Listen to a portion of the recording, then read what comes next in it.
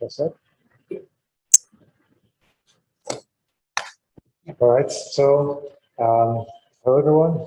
I'm glad that many of you are here with us today, and also that we have quite a few people online, more than we have here. So that's very nice. Frank gave a very detailed overview of all the work they've been doing with many of the partners on the SHIRA projects, on the self-healing sensors, and also the conductive composites. Some of it also in self-healing materials. Because sensing is an important cornerstone for our SHIRA project and also for soft robotics in general. Another cornerstone that I want to discuss or update, review today is smart materials, more specifically self-healing materials, because this is also one of the major works that we've been doing both on the SHIRA projects and on the smart projects. And so we have seen some examples already today from Frank and also from Professor Lee earlier today of self-healing materials, specifically for sensor applications, dielectrics, and so on. And the examples that they showed were based on supramolecular networks, supramolecular interactions. As many of you might know, there are three types of let's say new classes of polymer networks that enable these self-healing properties. And so the first one is the class of supramolecular networks that are based on physical-chemical interactions. For example, hydrogen bonding, as we've seen already a few times today, also ionic interactions. And these materials are very popular for self-healing applications because even though the bonds are quite weak, they can be broken very easily in a reversible fashion, and they can also be restored very fast. And that's, of course, very, very nice to have. It was demonstrated by Professor Lee that both the electrical and mechanical properties could be restored very fast. And so on our projects, Suprapolics, who commercialize these materials, are also supporting much of the research on these projects for this.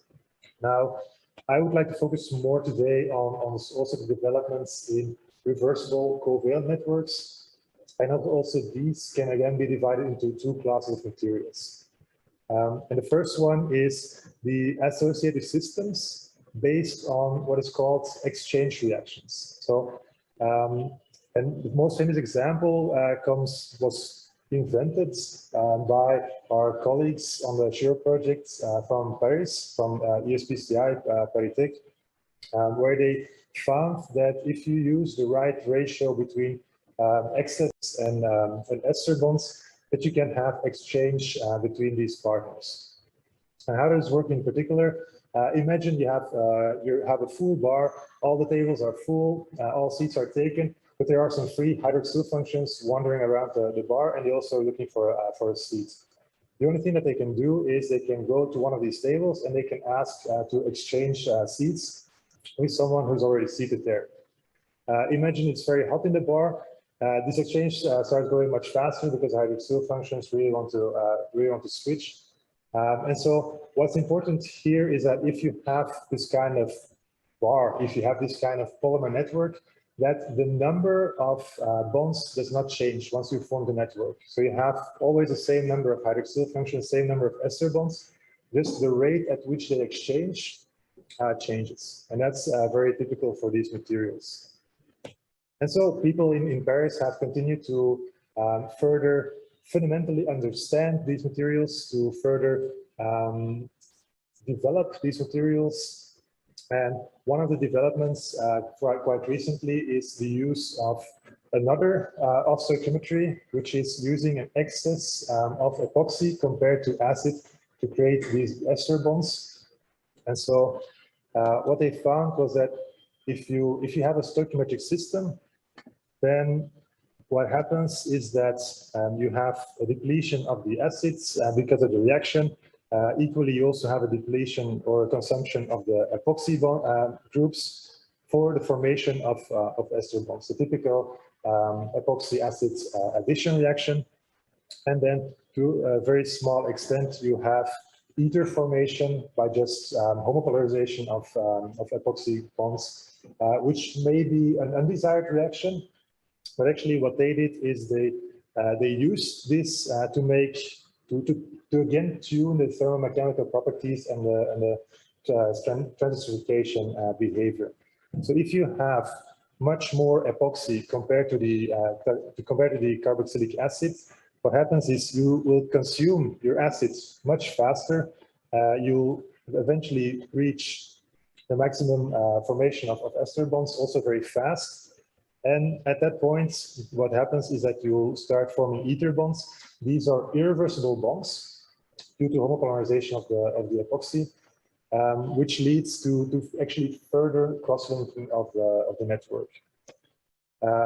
And because of this, actually you form much, let's say, more perfect networks, because all of the acid bonds have, or all of the acids have reacted. You have created additional networking points or crosslinks using the epoxies. And what happens is that the soluble fraction in your networks decreases with decreasing stoichiometry, so with increasing excess of epoxy. While what was also observed is that the swelling ratio of these systems increases with increasing of stoichiometry. More importantly, maybe still, is that also the mechanical properties improve, where both the glass transition temperature and the Young's modulus increase with increasing of stoichiometry, because this epoxy that is used for in excess is stiffer than the dye acids. So if you add much more epoxy and you use more stiff backbones, also the material becomes much stiffer. In follow-up work, Quentin, the colleagues in Paris, they've also looked at the effects on the fracture properties of these materials, and so they looked at the fracture toughness and the fracture energy of these materials. And again, what they saw is that there's a very significant increase of these fracture properties with increasing stoichiometry. What I forgot to mention on a previous slide is that these ester bonds, these are the reversible bonds. These are the ones that can exchange. The ether bonds that are formed in addition, they are permanent. And there is a ratio from which you start, your network is no longer reversible. So in the end, if you have too many of these irreversible bonds, your network becomes irreversible and you cannot reprocess it anymore, you cannot heal it anymore. But so for this work, they stick with the networks that fall within the limits that still have the vitreal properties that are of course desired. More recently, Camille and the co-workers in Paris, they've also looked at the use of biocatalysts to catalyze the transesterification reaction. So what they did is, catalyze, first of all, the epoxy acids formation reaction, but also the transesterification reaction, so the exchange of bonding partners. And so what they used is they used lipase as a biocatalyst. I'll spare you the details today, also because I spared myself the details when making the presentation, but there are some people that might be able to explain it much better here. And I would really advise to look, if you're a materials scientist, really look at this paper, because it's really fantastic work, as expected also from the leading experts in this field. But it's this enzymatic catalysis. It's really an upcoming thing for many types of reactions. Now, aside from this, there are also, like I said, there are two classes. The other class is the dissociative systems, where in fact, as the name implies, the number of crosslinks in your network changes if you activate the network. For example, thermally for the Diels-Alder reaction. And this can be shown with the graph here, which is the equilibrium conversion, or the extent of reaction of furanamalamide forming the Diels-Alder adducts, which will be the thermoreversible crosslinks in a network system. At low temperatures, the extent of reaction is maximum. So you have the maximum crosslink density in your system. You can have thermoset properties, very hard, very brittle materials. If you have a densely crosslink network, Depending on the glass transition temperature, you might have a elastomeric behavior if you have more loosely crossing networks. This is something that you can design for. But what is important here is that if you increase the temperature, gradually bonds will start breaking. It's an equilibrium reaction. The more you heat it up, the more bonds will break. You can see this already in the rubbery plateau, which is not really a plateau, but you can see that the mechanical properties slightly degrade with temperature because crossings are being broken. Now, very interesting for these materials is that at a certain point, you will reach a critical conversion, a critical gel conversion. This is the value at which you will go from a solid material to a liquid-like material, which is used for processing, for example. And you can clearly see this in the mechanical properties. You completely lose the mechanical stability of the materials. You go from a soft solid, for example, to really low viscosity behavior. And we have worked on these systems for 10 years already, and we're still trying to understand some of the details of these systems and how to tune the properties. And also we have been playing with a stoichiometric ratio, be it the ratio between the furan and malamide reactive groups. And as you might expect, schematically shown here, this is, for example, a stoichiometric system that is fully cross-linked. If you lower the amount of malamide compared to furan, then you'll be taking away cross-linkers from your network system. You'll make a less densely cross-linked, more loose network that has, of course, lower mechanical properties. So if you decrease the stoichiometric ratio, your glass transition temperature and your modulus will start decreasing. As I said, you have a much more flexible system, but that's not all. Actually, Ali did a great job reporting and investigating all of the implications of the stoichiometric ratio on the properties of these materials. And I'll go over it quite quickly, but you'll find us if you want to add more details. Because what happens is that it's an equilibrium reaction, so you're also changing the thermodynamics of the system if you start changing with the concentrations and the ratios of the functional groups. And so, according to the principle of Le Chatelier, if you perturb the equilibrium, you'll have a response to reinstall a new equilibrium, which practically means that if you change the stoichiometric ratio to lower values, you're actually going to push your equilibrium towards the conversion of your malamides. You have less malamide than furan, so you're really pushing the conversion to react all of your malamide that is present. That's one thing. Actually, you're making your materials more thermally stable. But what is also important is that you also have the Fourier-Stockmaier equation, which dictates your critical gel conversion. So I said before, this is a point where you go from solid to liquid or from liquid to solid-like behavior. And so, as you can see from the equation, without going into detail, if you lower the stoichiometric ratio, your critical gel conversion will increase.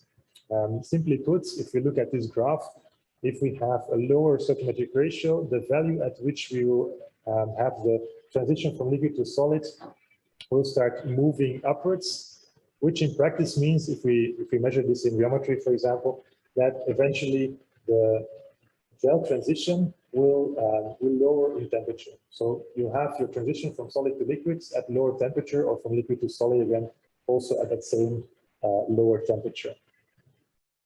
And still, that's not everything. And so we also observed that the self-healing properties also improve with changing stoichiometric ratio for two reasons. I already mentioned that the material becomes more flexible, more mobile, which of course improves the healing efficiency because of better contact, because of more mobility of the groups to react again together.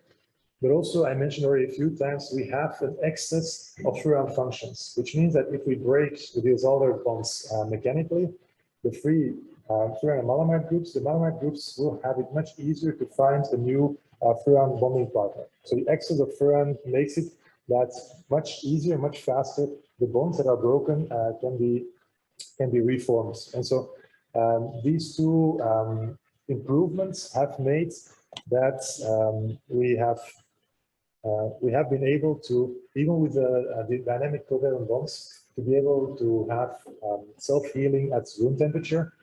And the videos on the top are showing different types of materials that we currently have that have better or worse room temperature healing.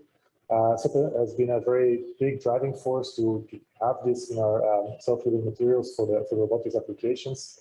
And in the middle video, it's showing how this also works for an actuator. Well, it's actually mostly separated on these videos. And so for the actuator, for the pneumatic finger-like actuator, he's showing that if we puncture the actuator in a certain location, even after just a few seconds or maybe half a minute, already the performance of the actuator is recovered.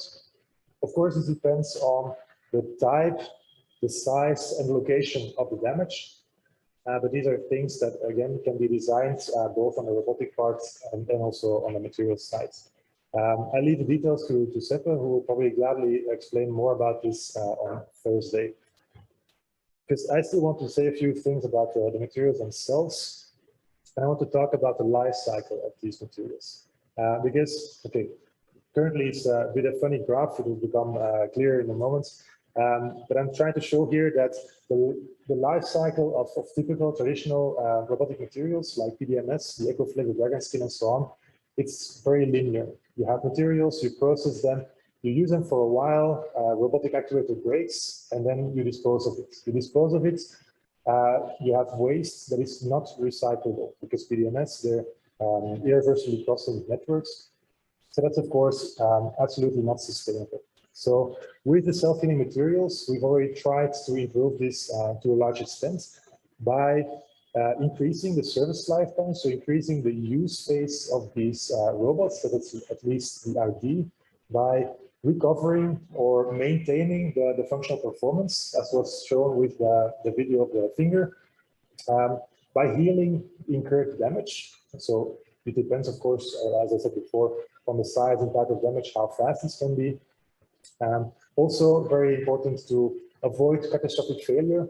If you can manage small damage and you can avoid it grows into catastrophic failure, it's much easier, of course, to heal the small damage.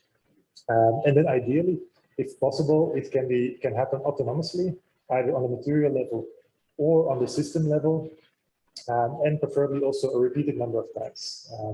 It's very likely in robotic applications to have failure in the same location, because if you're a gripper, it's probably where you're making contact and so on. So repeated healing is very much appreciated. But that's not all. Like I said, it would be good that if we need to dispose of this actuator, that we can recycle it. And what we call mechanical recycling is, in fact, for example, again, molding a certain material. In the example on the slides, extruding a filament that maybe later is used for 3D printing, for example. So to keep the material inside the loop as much as possible and avoiding waste to a large extent. And so Ellen and co-workers, we've reviewed the processing techniques. So this is really, let's say, a toolbox to find the right processes for your self-healing materials for robotic applications, where we've reviewed formative and additive techniques that are very commonly used in industry. Because many of the materials that I've discussed today, the reversible covalent network, but also the supramolecular materials, they can be recycled, very often thermally, sometimes using other stimuli. But so they can be used also in many industrial applications, but they also often offer additional opportunities that traditional materials do not have. And that's why we also reviewed a large number of assembly and binding techniques, as we called it, where with typical traditional PDMS EcoFlex, this is not something very common, but if you have the reversible reaction, you can also use it to make very strong interfaces between materials, and especially multi-materials. It was brought up a few times. it will be very interesting to be able to combine materials with different functional properties. And so I already mentioned what we, of course, often do also is additive manufacturing. First, extruding filaments and then using the filaments for 3D printing. Once we've made the three-dimensional objects, it preserves its self-healing properties. So it can also be damaged and repaired again. It can be chopped up again into granules, extruded again, printed again, and so on. So that's, of course, also very important for these materials. In PCCL, in the Polymer Competence Center in Leoben, they've also been doing a lot of work on the processing of materials using other types of techniques. Usman has worked a lot on additive manufacturing using a VAT-based technique, using direct light processing, which was already also introduced by Professor Lee, where you use a light source to photopolymerize your material into a three-dimensional shape. And they do this for, again, for materials that have the trans-acidification option. So that can be used also for self-healing, for reprocessing, and so on. And so Usman, he screened a lot of tiols and acrylates to optimize materials, to figure out the structure property relations, to improve the printing, but also, of course, to tune, to master the properties that you will eventually have in your printed system. Other work from the same group is then not using one wavelength for curing, but also a second wavelength. The reason why they use second wavelength is because inside the system, inside the resin in the vat, they also add a latent catalyst. Latent means it's not active yet, but it can be activated using a second wavelength. And so what happens then is that using irradiation in certain locations, you can actually locally control the kinetics of the transification. So you can turn it on in certain locations and keep it off or keep it slower in other locations. And that's also a very powerful tool.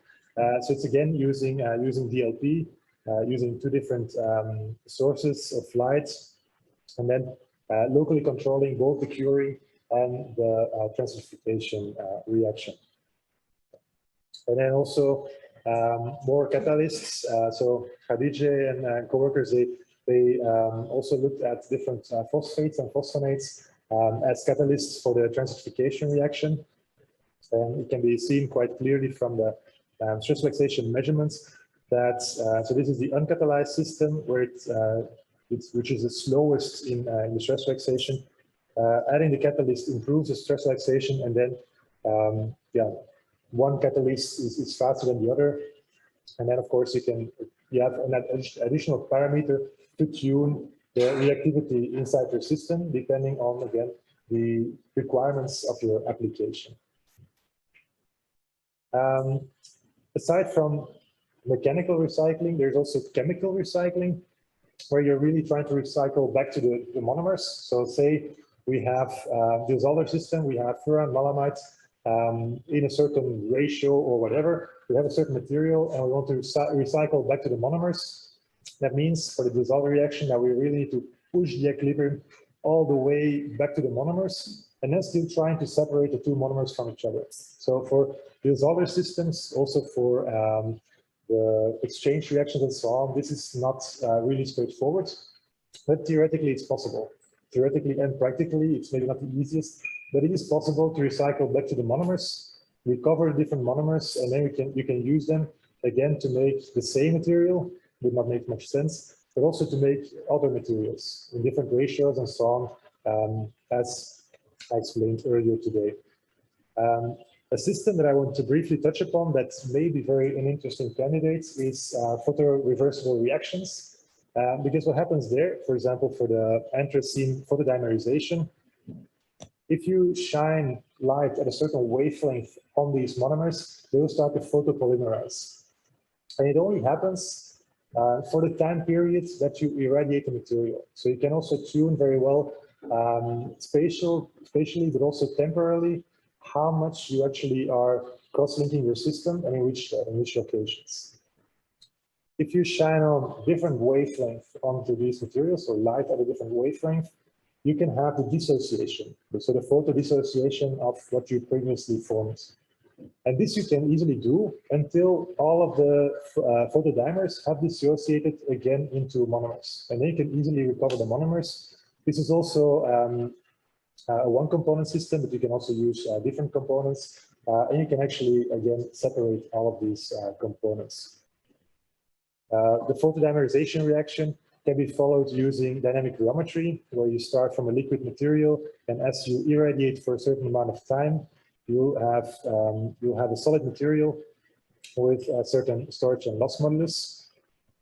What is interesting here that I want to show is that it can also be dissociated thermally, also back to the monomers. And then you have the mechanical properties of either thermoset or elastomer. And then you also have the transition from solid to liquid. And if you irradiate or heat up long enough, you actually break down all the monomers and then you can recover them. And also very quickly, the substituents, the location and the chemistry of the substituents on the aromatic ring structure also influences the wavelength at which you can have the forward and reverse reactions, and also the thermal stability of your material. So by chemical design, you can also design the reactive properties of your materials. If all goes well, everyone is super excited about these materials. So even if we can keep these materials in the loop, more and more people will want to use it. So we also need to make more materials. And therefore also, we're looking at renewable resources for our materials for every time we need to make new materials. One example is the valorization of lignin. Lignin is, after cellulose, one of the most common polymers in nature. And it's also a byproduct from paper and wood industry. And so we've functionalized, or I must say, colleagues have functionalized these lignin materials with firm functions, use it to replace petroleum-based systems in our self-healing materials.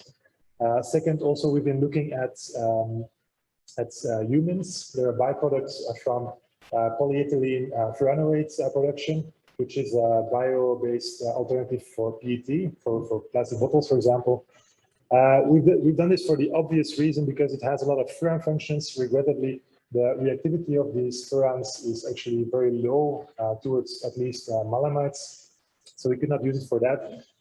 But still, they have a lot of functional groups that can be additionally functionalized and used for reversible reactions. And so also there we looked at blending and copolymerization to increase the biomass content. And then finally also have a chat maybe with Aleix, who's looking at different types of biological feedstocks to make our materials bio-based almost completely, to drastically improve the sustainability of our materials. And then really finally, even if we do our best to keep all the materials inside the loop, inside the circular economy, it still cannot be avoided that, of course, there is some loss of material to nature. And also there, of course, it's interesting if you have different types of degradation mechanisms, for example, biodegradation. And that brings me to the conclusion of the entire life cycle of the materials, and also the updates of the consortia that we have. So that leaves me with thanking, first of all, every one of you who's here and online with us today, the partners for the very interesting collaboration that we had so far and that we want to continue to have in the future. And also, of course, our funding agencies to make this possible. And I would also like to draw your attention that some of the people here from the consortium, Sandra, Sophia, and me, we're still co-editing a special issue that is going to, that has a deadline in a few months from now, where if you want to contribute to the selection of papers that we already have, you're kindly invited to do so. Thank you.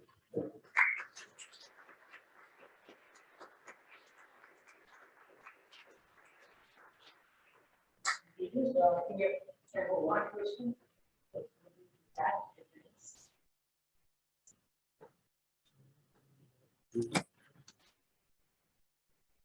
That's for Frank. Yep. Yeah, so thank you for a very interesting presentation. I was really intrigued by this dual wavelength transesterification, or was it a reaction? Yeah. I'll Go back to this slide. So what, you went over it really fast, but what wavelengths did you use and how fast is like the reversal of the first wavelength? Because Yeah, well, it's work done by the colleagues from polymer component center. So I don't know the specifics on the technique or the printing technique. I would say the wavelengths. One is visible light. It's around 400 nanometers. That's really for the curing reaction. So the curing reaction is a thiolene irreversible chemistry. So there you really do the curing of the network. The second wavelength is around 360 nanometers, which is UVA light. And this is really used to activate the catalyst. So inside, you, for example, you print a certain 3D structure, and locally you activate the catalyst to increase the reversibility or the exchange reactions, actually to speed it up. Which means that in certain locations you might have a stiffer network, while in other locations you can have faster stress relaxation, for example, maybe better healing, but maybe also sacrificing a bit of the mechanical properties in that location. thank you. Yes, we don't have time for more, Right. unfortunately. I would like to thank the audience, the virtual participants for joining us.